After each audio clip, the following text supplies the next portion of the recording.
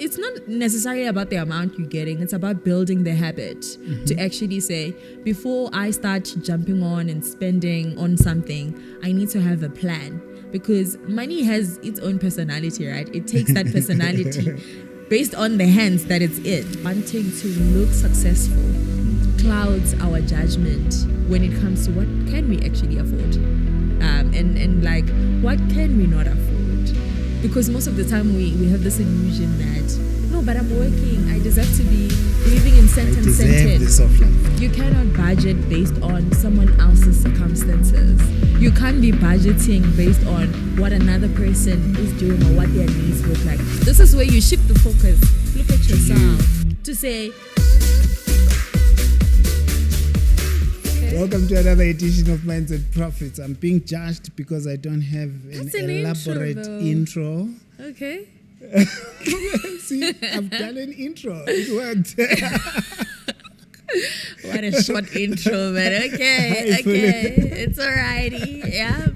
Go ahead. I'm excited. We're going to talk about budgeting today in a way you have never been taught before with the legendary, the ever-trending, wow, super smart. Wow, okay. You are smart. I think the last time I had an event and called you, I said to the guys there that whenever I talk to you and listen to you, I say the future is bright for Africa. Yeah. We've got there's hope. Smart young ones. 100%. Hi, Vulu. Hi. You give your own bio. My own bio. You were challenging me about bios, so let's see how you do. No, but what's your bio? What's my bio? Mm-hmm. I am an actuary. Mm-hmm. I am an author of the book titled Mind Your Sense. Mm-hmm. I'm an investment banker right now, so I transitioned from actuarial to investment banking. Mm-hmm. And I love teaching people around how to manage finances.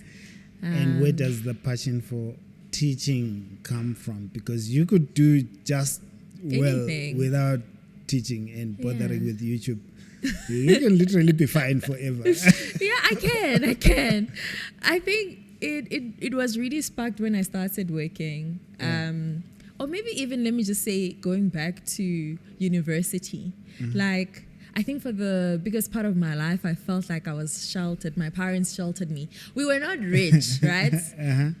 But at the same time, I didn't realize, like, we are poor. I didn't think you were going there. No, I mean, I have to start there. All right. And I spent the first 18 years of my life in Limpopo, basically, like from preschool, primary, high school, I'm in Limpopo and staying in a village. So, like, we know, like, there are people struggling in the village. Yes. Is it? Yes. Proper village girl. Hey, okay, anyway. I'm lucky to have quite a few people who grew up in the village who come to the podcast and say, I grew up in the village. Look at me now. Yeah. I didn't know you were one of them. I was one of them. I mean, I am one of them. I came for the first time, now I'm back again. I am one of them. So, properly growing up in the village and, you know, like you see like that levels, right? We are not necessarily the richest people in the village. Content. Yes. And we are not necessarily the poorest people in the village. So we're somewhere in the middle. Mm-hmm. So like in that standard, we are quite comfortable. Right? And then I went to UCT. I thought my parents were doing amazing. And then I went to UCT. And then I realized, no, man. We are poor. We're actually very poor. Like, as a family, no, we are actually really poor. And you start being exposed, right, to kids who come to varsity driving your parents' dream cars. You're like, man, no. Something is amiss here. You know, you're driving my parents' dream car. What is this? Yeah. And then, like, other kids have got... When you were there, I had this huge Lenovo laptop in my first year. Yeah. And then other kids are coming with MacBooks and iPhones, Apple Watches, like those Thule bags. And you're like, KY jackets as well. That was like the rich kids starter pack in varsity. And that's when I realized, no, man. Actually, we were not doing The really well. levels are There not- are levels yeah. to these things. In as much as we were comfortable according to our village standards. Right, and now I'm in varsity, and you in varsity with kids whose parents bought them. There was this one guy I know. His parents bought him like an entire apartment, not like a whole flat, flat with I think around 15 apartments inside. Yo, not And one no, unit. not one unit, like the The whole entire block. building. Flip. And that dude was making money from that since first year. And he had this penthouse that he used to like basically occupy. The rest was like bringing in money. And that was the money he was using to pay fees and travel. Like he would say, I'm tired of South Africa. Doing back when some of us go back to our villages. But I'm tired of South Africa. I go to Disneyland. Yeah, man. So that's when I was like, Hey, there's levels man. to this thing. Eh? Yeah, there are levels to these things. Like you think we are comfortable, life is well, life is okay, and then you realize, no, man, there's different levels to comfortable. And I started working, and I was now opened up to how rich people manage their money versus how I've seen like my relatives, my parents manage their money, and you could clearly see that there was a distinction in how we think about money, and that at the end of the day, How are you picking up influences- those lessons, though? No, because we were working with insurance products, right? That was my first job, and we were designing, pricing those products. Yeah. So you start seeing how when a rich person or like these middle class to high class people go and buy like a property, they would also get like credit life insurance to back that up, to say, if I become disabled, if I die tomorrow, if something happens to me, this loan is taken care of so that I don't have to lose my house. But what do our parents do? They go take out these loans, they lose their job, the bank is coming to repossess everything. So you start seeing how they have more because they have systems and mechanism in place to protect what they have. We have little and also very little protection to what we have. So when it goes south, Baba, it goes south like really deep. south. I felt it hard because it did go south for me. Yeah. If you want, no, I lost a business and lost everything. You've told me about those. I know rock bottom. Yes. I have context. Yeah. I know. No, 100%. So this that you're talking about, Yeah, I know it full on. Yeah. But how did you then pick it up from looking at these guys into the book? The transition to saying, these are the lessons, These are the lessons to observations. learn. Yes. This would make good content in a book. Well, the book didn't start as a book, right? Yeah. So 2020 happened. A lot of people like lost their jobs. And my sister's one, she didn't lose her job, but like her salary was cut in half. And so it's like now you were living on a very comfortable budget of say 100K. And now you have to live on 50K, but your expenses are still on a 100K budget.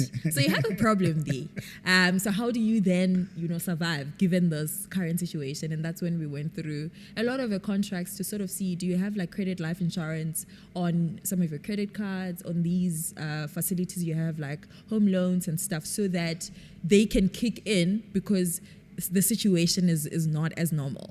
So I helped her out with that, and then she was like, dude, there are a lot of people who are struggling with this right now. Like people are even considering, should I go into debt review so that I can get a breather without necessarily understanding the full process, what it means in the end, at the end of the day. So I was like, okay, cool. Let me start a YouTube channel to talk about these things, so that for me, it's very important to document my journey.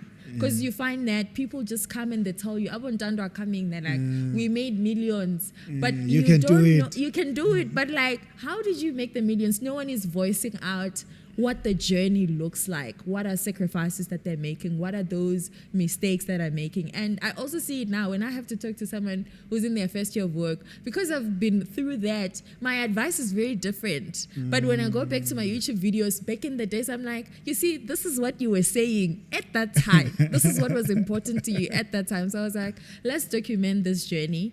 And after 3 years on YouTube, I was like, we have more than enough content, but people keep asking the same questions. it's like, okay, how did you buy your first car? How did that process go? So that's when I was like, let's consolidate everything, put that into a book, so that I'll be like, hey, go to chapter 16 there in the book and read that for yourself. And it has proven to be a very useful resource, which I'm like, I need to now, as I journey to building wealth and thinking more, because my thinking now is very different from when I started. My thinking now is, how do we build systems that will sustain the financial wellness of not only this generation that I'm in, but 2 generations to come. Yes. So now my thinking is, okay, let's think more long term. And I want to document that as well on the channel. And who knows, that might also turn into a book. Hey, second book is loading already. No, I haven't written anything in case you're about to come for me. I haven't started. No, it's cool. It's cool. I haven't started. I picked up budgeting when I Googled your name. Apparently, you trended for budgeting. Yeah, I've been trending. Even this week, Yo, people are coming for me. I trended last year. I know the one for last year. Yes, there were articles and stuff written about the budgets I was creating, and this year, which was crazy, because I thought to myself, okay, we haven't really done enough budgeting content this year. Let's just go back, do a refresh on budgeting. I released one budget I did for some guy, and like they came for you again. Yeah, I go offline, right? So I'm at work. I'm like, okay, cool, sure. Let the content do what the content is supposed to do. I'm offline, minding my own business. And then I come back, I'm like, over 10K views. And that thing was like, I had posted it in less than an hour. But I'm already getting more than 10K views. Now we're sitting, I think, around 200K on Instagram. And I come back, I'm like, comment section, people are going wild. And I'm like, okay, what's going on? All right, let's talk about it. What did you say? And when you reflect on it, would you change anything after the comments? After the comments? No, I wouldn't. Because I think what you begin to realize, especially for the budgets that trend, right, is people projecting their own personal circumstances on another person. It's like, it's mainly projections. And I'm like, knowing what I know about this person, I cannot change this budget to suit your views or your circumstances that you're currently facing. Like, people are complaining that the black text is too little, right? This person buys airtime for their parent and then that's it, right? Okay. But someone is complaining that the black text is too little. Okay, so he must give... Black text was a line item. Yes, black text was a line item. You wrote black text in the budget. Yes. And then people were like coming. Because I was just like, okay, this is not related to him. This is something that he loves doing for, his mom. For like data and stuff. So, okay, cool. Let's just write that as a line item. Do you remember the other line items? There was Tithe. Oh, yeah, the Tithe was the first one. There was a Tithe. Oh, they came for that one too. Oh, people hate pastors. No, people hate pastors because what do you mean? People came for that line. They were like, yeah, comparing black text to tithe. How are you giving some man of God over 5K, whereas your mom is only getting 300 something? I'm like, yeah, no, there was that line. I think that was the one line that created havoc. And then I had a line written Wi-Fi. People saw it as wife. So people were like, how is the pastor getting more than the mother and the wife? Like, it's Wi-Fi. So there were a lot of interesting comments, and this was the craziest thing. I did the budget and I didn't think it was going to have that reaction. Yes. And I was like, no, this is crazy. Looking at it, and I'm sitting there and I'm like, it's clear there were 2 distinct groups where people were like, no, the wife should be getting more. And I'm like, this person is single. How can he have a wife? It's Wi-Fi. I even had to pin that comment to say, guys, it's Wi-Fi, not wife. Yes, because they were coming for that. And then the black text. So they came for the wife, too little. Yeah. They came for the black text, too little. Too little again. They came for the tithe. They came for the tithe. But majority of the comments really were centered around the tithe. Like, there were 2 clear groups. People who were just like, I would never pay a tithe. And there were people who are like, I pay the tithe and I am quite comfortable with it. That's what I've decided. And I'm like, at the end of the day, that's the whole thing, right? If someone has decided that this is what they're going to do, then who are we to tell them that they are wrong in what they're doing? This is the recent post. What about the one of last year? They came for you. I think that one was 4,000. How you were breaking down. Oh yes, breaking down someone 4,000 rent salary. Yes, I think with that one it didn't have rent, right? So that's also another thing. Like someone stays at home, they don't pay rent. So you can't tell me after creating a budget for 4,000 that I must add rent. For who? They're not paying rent. Or someone stays closer to work so they don't have transport fees. Someone will be like, there's no transport. Like they live closer to work. And then it'll be something like, oh no, there's no electricity there. They're not paying electricity where they are. So why must I include that in their budget? So this is why I'm like, people project a lot when they look at someone else's budget. Because you thinking, I have electricity, I have Uber, I have this, and I have you're that. assuming the same person You're assuming the same. has the same. For another person, I have clients who have cars, but they don't pay anything as far as those cars are concerned because their parents take care of it. So maybe they pay for petrol. If I put petrol there and I don't put insurance and I don't put all these other things, service and stuff, someone will come and be like, hi, this budget is not reasonable. There's no installment. They don't have an installment.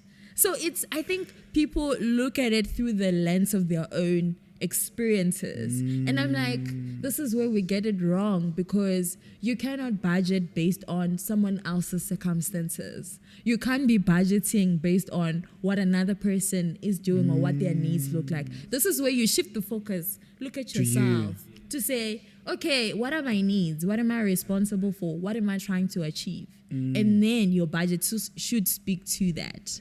I was talking to someone and saying there are people over 40 now who've never done budgeting at all. Yes, no, 100%. I've seen that. Some people's idea of budget is, if my salary can't cover it, I have a credit card. That's their budgeting, and that's it. They're like, it's fine. I don't need to know how much I'm paying. For as long as I know I have a credit card, I'll weasel my way around it. So in your field, you see that too? Yeah, I see it a lot.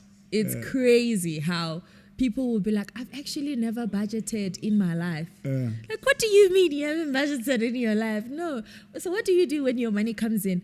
Oh, no, I pay for my bills, I spend and I do this. But I think what we fail to understand is, I say this in my book, that money needs direction. Like, money needs and that's what budgeting direction. Does. Yes. Otherwise, it comes into your account. We all have experienced this, where you don't have a budget and suddenly you're spending on this, you're spending on that, you're spending on this, you're spending on that, because when that money comes in, you think, I am rich. It feels like that, like I am rich. But you forget, I've got responsibilities. There are other important things that I need to cover with the salary. And so then you start chipping away from those important things, and you find yourself now at the end of it in the red because you didn't plan properly. Let's talk about the lessons that you teach. I think we have context now for why you've been trending. And actually on the 4,000 one, what were people going at you for? No rent. No rent. Also, food is too little. The food, but at the same time, you are someone who's earning 42,000, right? Your approach to food is very different from someone who's earning 4,000. And I think people also don't take that into account, because they're like, 4,000 is my entire grocery for a month, right? But that's someone's salary. So you can't expect them to take the entire 4,000 and go buy food because you spend 4,000 on food. So that was also another thing. And I'm like, you understand that some people don't shop at Woolies like you. Because I also feel like we come with... They've got their own base. They've got their own base. And for some people, it's survival. I need starch. I need, protein.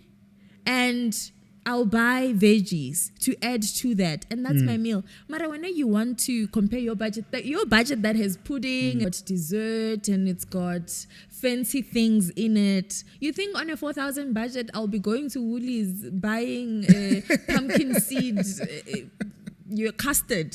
No, I'm going to focus on the basics. Yeah. And if you look at just buying the basics, then 1,000 rands, 1.5 becomes reasonable for what they are trying to buy. And I think that becomes the challenge, because people who are earning 4,000, no, more than 4,000 or 40,000, 42,000, can't imagine actually surviving a month on groceries that are like 1.5 because you're like, but I need all these extra things.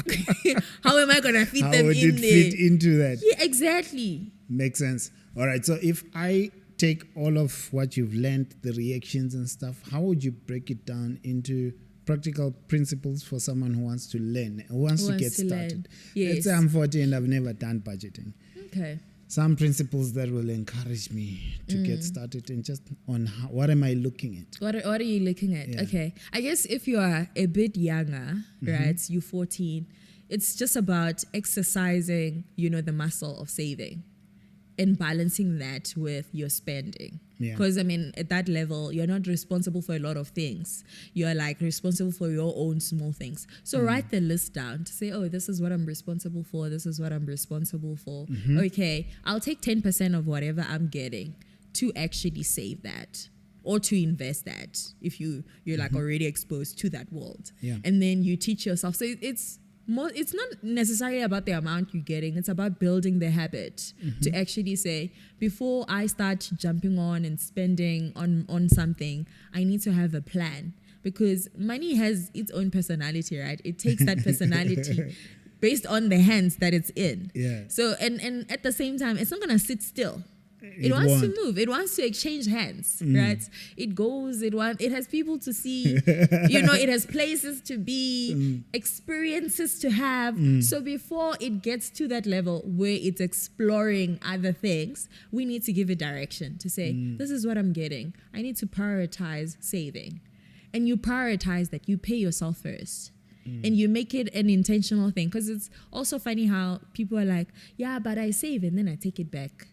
And I'm like, you see now, if you know you are that person, you must make sure that wherever you're saving, you can't transfer. It's hard to actually get that money out. Yeah. Once it's in, you need to make it impossible for yourself to get it out. So that over time you teach yourself, once I've paid myself first, I cannot unpay myself to meet all these other things that I want. Most of the time it's wants or impromptu spendings that we have. Can you explain that principle? Pay yourself first. In simple terms, for someone who has heard it so many times and not understood it. Okay. So basically, paying yourself first is setting aside money for your future self.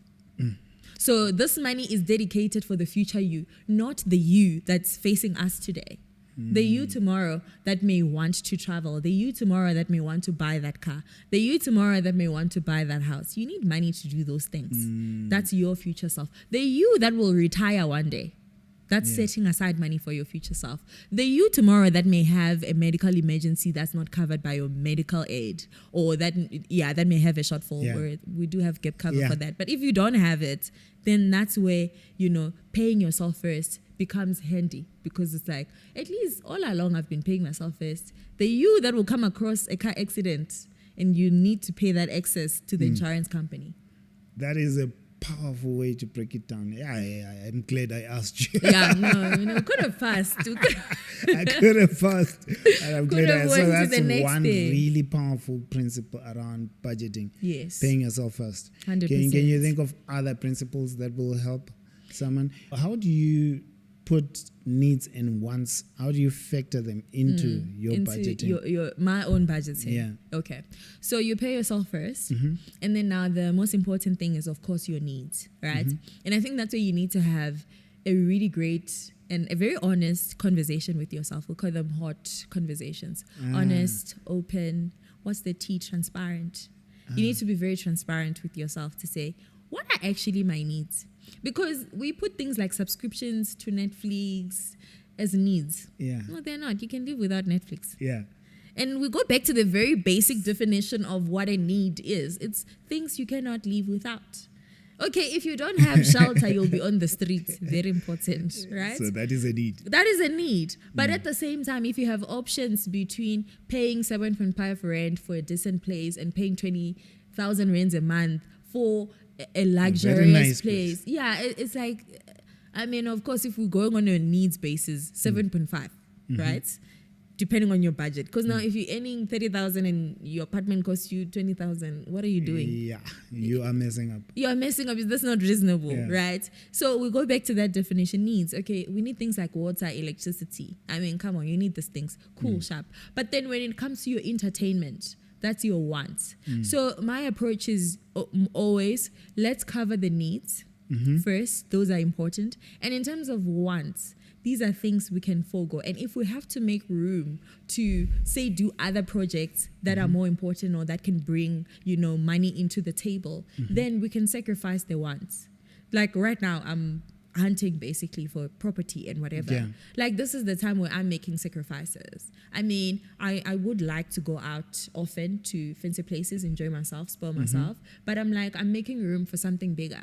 So then I'll sacrifice my wants. Go out a little bit less. So you get the house you want. Yes, the subscriptions that I have, if I have to cut down on those so that I have a good deposit and a good fee for upfront fees and stuff, I'll do that. And then we know that this is not going to be forever. Because, I mean, we're not getting something that's over our budget, right? We're getting something that we can still afford. So it becomes important to say, needs, if there is a way to cut those down, if possible, and still be, then we do that to save some cents in the budget. And then once they're very easy, you can let go of those things without necessarily flinching because you're like, I can still live without this thing. But I think where it becomes really tricky, even with people, I challenge people when I see their budgets. I've been doing budget reviews a lot for the past week.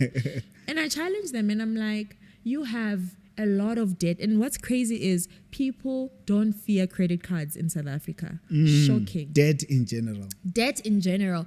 People do not fear debt. And I'm like, how do you have so much debt on the salary? Like, how? How do you have so much debt on the salary? And I think what becomes a problem is you are getting a credit card, you have over 100K. Most of the time is I have 2 credit cards, I've maxed both of them. And I'm like, what? You've maxed both of them. That's insane to begin with, right? So now it's an expensive life. It's an expensive life, right? And also in terms of that line of credit cards are really expensive. Interest day, 21% and above most of the time, right? So already, if you're going to be making minimum repayments, which is what people who've maxed out their credit cards do, it will take you years to finish that thing. So, and no one ever quantifies how much they actually get to pay. Exactly. And like now you're stuck with this thing for years. And I think what gave me the fear of credit cards is my mom. My mom was like, the Blue Bank offered me, we won't mention them, the Blue Bank offered me like a credit card. And I took the money and at least with her, she used it for something useful. She renovated the bathroom back at home. Yeah. Right? And then she was like, I was paying every single month. This thing wasn't going down. Like every single month I'm making payments. But she was paying the minimum. Yes, she was paying the minimum because they tell you, oh no, minimum it's 120 something. And you're so excited because you're thinking, that's small. I can manage that. But they don't tell you how much of that is actually going towards interest and how much of that is going towards, the capital you took out. So she was like, after a year, I was like, it's not moving. This thing is not moving.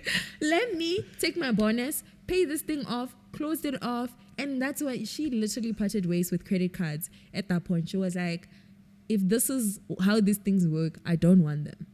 Because you're enslaved and you can be enslaved for a really long time. So not being afraid of debt, very dangerous. So in your budget review, when you sit with clients and you see the debt, you reprioritize. Yes, we have to reprioritize. Let's attack the debt first. Then we'll look at other things. We'll look at other things because what's crazy is the same person who has maxed out their credit cards, they've maxed out on also personal loans as well. They want to now get a car. Make it worse. Yeah, make it worse. That's the thing. You are now here. You are literally at the edge, right? Yeah. And you're like, I'm at a cliff. I can jump over. Basically, that's what you're saying. Like, I'm at the edge. We can push it. I can jump over. And I'm like, do you understand that you are literally at the border? Jumping over, getting that car is literally you jumping over into debt. Isn't that a hard conversation to have? Because I imagine there's a whole lot of ego and excitement around the car itself. Because once I've for me to tell you that I want the car, Yes. I've spent a week or a month dreaming about it. Of course. On Google, searching for the cars, choosing the colors, the specs. Yeah. But you coming and telling me, I'm telling you, no, wait. Literally, that's what I say. And most of the time, you can almost see people's faces changing in that moment. And they're like, no, but like, we can shift things around a bit. And I'm like, you've maxed out credit cards. And these are not small amounts. Some people have like 50K, 60K. Other people, it's like, 100K, which is worse because even the people that are earning more also have really big debts, credit card specifically. And I'm like, you're earning more, you're supposed to, but now you earn more and your lifestyle is over there. So you're supplementing, right? And so when you have the conversation, it's very tough. And also in South Africa, I think getting a car is one of those markers of success. I have arrived. Yes, right? Like, think about it. If you are working today, you don't think about, I need to buy a property first. People, I don't walk around with my property, right? People won't see. People won't see it. And at the same time, like, you also don't want to be showing where you're staying on social media because, it's dangerous. It's dangerous. But at the same time, if you have a car, it's just a status thing. In South Africa specifically, there's this culture like you start working, the next thing that you're sort of working towards is getting a car. But I challenge them to say, how do you get a car without even having an emergency fund? Okay, emergency fund, luxury. How do you buy a car before you pay off your debt? Because now your budget is already strained. You want to add a car. That's like 6 to 10K if it's like entry level kind of car. 6 to 10K that you're looking at, all costs included for having a car. You don't have 6 to 10K. So where is that money supposed to come from?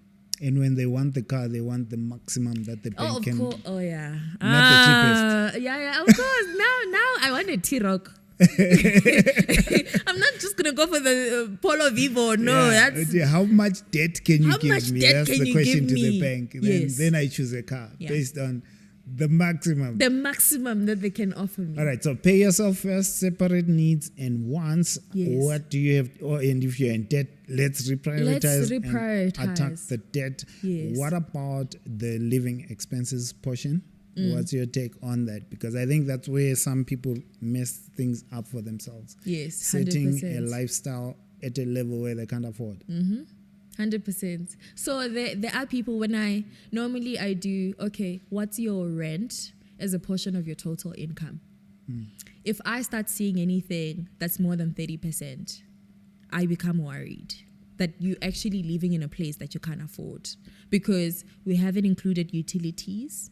We haven't included all your other things associated with just being in that space. So I become really worried to say, how are you paying this much on rent? Right? And then, there are always arguments. People always have stories like, I'm here because of this, I'm here because of that. And I also feel like this idea as well of wanting to look successful clouds our judgment when it comes to what can we actually afford? And like, what can we not afford? Because most of the time we have this illusion that, no, but I'm working. I deserve to be living in cent and cent. I deserve this of life. Yes. I'm working. I deserve to be driving a car that's like top of the range, right? But can you actually afford to do that? Because if you're now living a life that you can't afford, you cripple your ability to pay yourself first.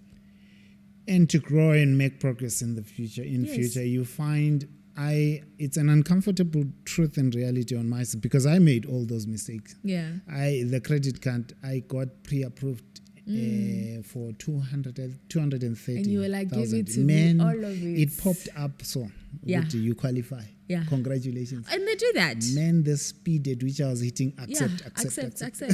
I wasn't reading it. I want the money. Like, don't care what interest you're charging me. And also the illusion that this is your money. This is now mine. And man, 5 minutes later, available. Yes. The balance is available. 2 months later, it's another negative 200K. I'm wondering where did it go?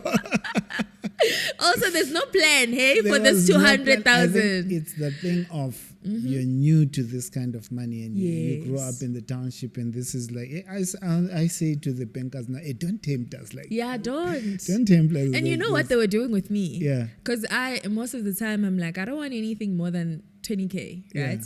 And they'll be like, no, but like you can definitely qualify for even 50, 100. And I'm like, no, keep it at 20. I have my reasons as to why I don't want it to be way more than that. So the bank I was working for gave me 20 initially because, I mean, when you work for a bank, you're forced to use their account, right? And our account came with an overdraft, and that overdraft facility was 20K. And tell me why in the 3 years, that limit moved from 20 to 55.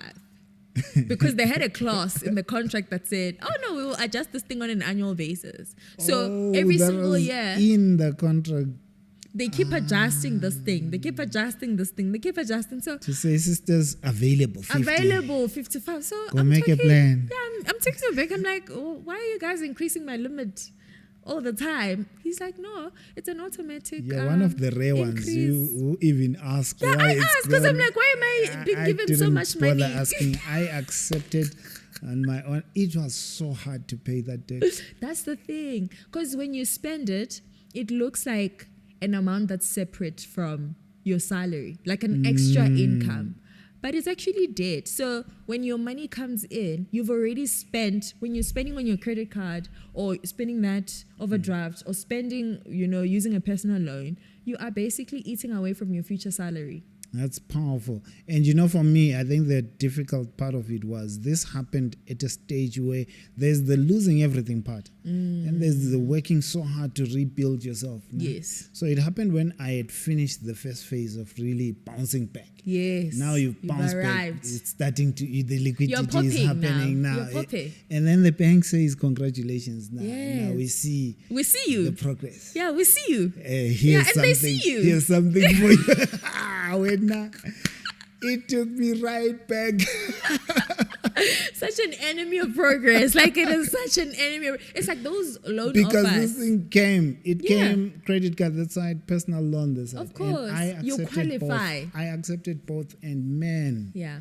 it took me right back. Yeah. To where it started. Instantly. Like, we were 10,000 steps forward, 100 backwards. So when I share this and focus on financial literacy, I think the pain of that, it's important for me to not have a lot of people go through that. I share these mistakes for you, so yes. you don't join me, Yeah. the old me. I left. It is painful to pay those debts, listen. and it is hard. Yeah. Listen, learn, and not make the same mistakes. I mean, it's stupidity being told what not to do and go right ahead and do what you were told not to do. Let's cross it off. How would you encourage someone who still hasn't started budgeting? Start. You need to start. And I think for me, the easiest way is people often say, I don't know where my money's going. Right? And I'm like, you have such a powerful tool called your bank statements that tell us who we are. And this is the exercise I do with my clients. I'm like, please print, your 3 months bank statement from payday to payday. Yeah. Select those dates for 3 months. Because when I ask you how much you're spending on food, you're going to tell me, 1.2, 1.5. Bank statement, 3.5. You tell me, how much are you actually spending when you go out? 500 a month. And then I go to your bank statement, 5,000, right? So you start with your bank statement. Sit down with that thing. If you can print it out, print it out. Take different markers, right? Have a marker for your salary coming in, highlight that line. Have a marker for your needs, highlight all your needs. Have a marker for, your wants, highlight that. And then there are these once-off things, Shein, all these shopping things that you do, have a marker for that. And then start adding it up to say, okay, groceries, how much did we spend a month on groceries? Okay, how much is my rent? How much is my water and electricity on a monthly basis? Give that 3 months and you'll be able to see clearly. You start to see the patterns. Yeah, you start seeing the patterns. Okay, I'm the person who's spending 5,000 on Uber Eats. I don't cook. And I still buy groceries and they rot in the fridge because I'm not cooking. So I've got a 6,000, 7,000 bill of food for one person. that every single month I'm like, oh, but where is my money going? Food. Your bank statement will tell you where your money is going. There's no other way.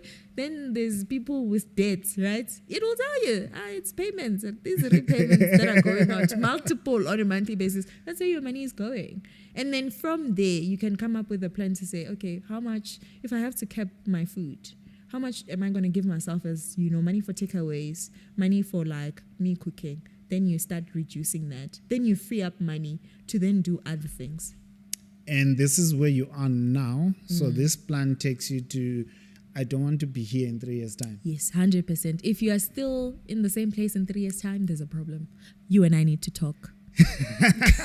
Thank you. Where do they get your book? They get my book from my website. I'll send you the link as well, but it's masherenigroup.co.za. There's also budgeting templates that are there on the website as well. If you want to book me for an event, you can do that on the website as well. Financial coaching session, the stuff we're talking about, you can do it over there. So all in my website. And you are back on YouTube? Yes, 100%. My promising YouTube channel, to be consistent? I am 100% consistent. I've decided. Some things you need to decide. You commit and feelings become irrelevant. Yeah, you commit. Commitment, it's marriage, this thing. Aren't you going to quit YouTube because you get busy? Because your career is not light. Yeah, I hope I don't. Because I think that's a creative outlet for me. And I also feel that's my ministry, like where I get to make impact outside of the corporate world. That's where I get to make impact in people's lives. So I am hoping I don't have to quit. I wanted to close.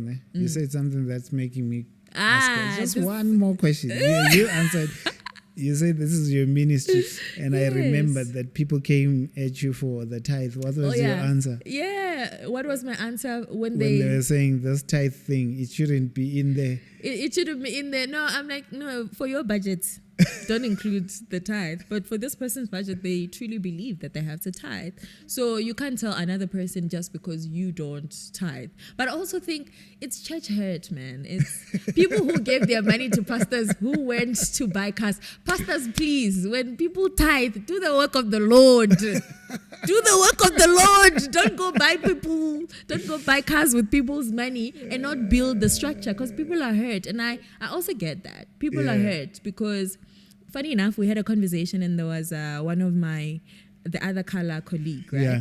And they were like, I'd rather take that money, go support animals, right? And in my mind, I'm like, it's the same thing. If you're saying you're going to take the money, 10% of your income and donate it towards a cause for saving animals. That you care about. This person who's tithing is doing the same thing. That's a cause they care about. But now because our pastors. You're triggered. I'm triggered. Thank you for joining us till this time. You will check out the book, the links, the website, the YouTube channel in the description of this video. See you in the next episode. We are pushing this thing. Of course. Thank you. Thank you so much.